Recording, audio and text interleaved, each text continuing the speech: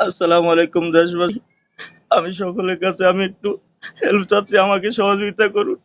আজকে একটা গজল গাওয়ার কারণে তারা আমাকে আক্রমণ করছে, আমাকে যুদ্ধবস্তু করে জবানবন্দি নিয়ে তারা বলছে তারা আপলোড করে দিবে অনলাইনে।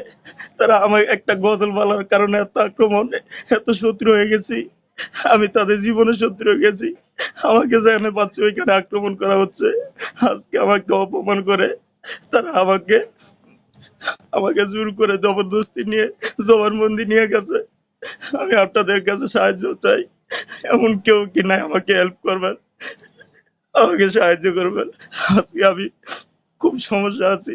আন্তর্জাতিক পর্যায়ে থেকে আমাকে সর্বোচ্চ আমাকে হেল্প করুন। আমি সমস্যা আছি, খুব সমস্যা।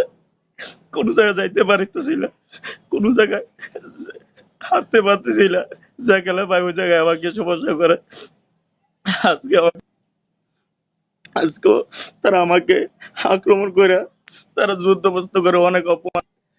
আমি কি বলবো বলে, আমি খুব সমস্যা আছি। প্লিজ আমাকে কেউ হেল্প করুন। তারা আমার উপর খুবই টর্চারিং অবস্থা করছে। আমি নিজেকে আর পারতেছি না। একটা গজল বলার কারণে মানুষ কি এত শত্রু হয়? এত শত্রু কিভাবে হয় মানুষ? মানুষ মুসলমানের প্রতি এত বিকৃত চরিত্র কিভাবে হয় মানুষ? আমি তো কোনো শিরিক করছিলাম না। আমি তো আল্লাহকে অস্বীকার করি না, রাসূলকে অস্বীকার করি নাই।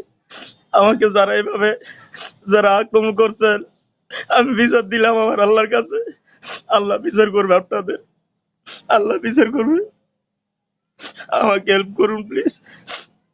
আমি খুব সমস্যাতে আছি। আল্লাহর কসম করে বলে কেউ আমাকে হেল্প করতেছে না, কেউ না। কারো পক্ষে থেকে কোনো হেল্প পাচ্ছি না। আমাকে মেহরবানি করে কেউ হেল্প করুন ভাই। এখানে অনেকে অনেক ধরনের কথা বলতেছেন ভাই। আমার জায়গায় যারা কেউ যদি আসতেন তাহলে বুঝতে পারতেন ভাই। এমন কোন দেশ থেকে আমার কোন ঠেট আসছে না। সর্বত্র আমার চলাফেরা সবকিছু ভাই